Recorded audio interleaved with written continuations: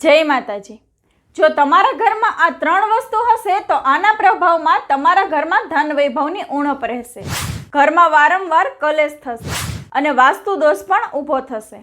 તો કઈ છે એ ત્રણ વસ્તુ, ચાલો જાણીએ। એ જાણતા પહેલા આ વિડીયોને લાઈક કરી દેજો। જો તમારા ઘરમાં આ ત્રણ વસ્તુ હોય તો દુઃખ દરિદ્રતાને તમે જ આમંત્રણ આપો છો।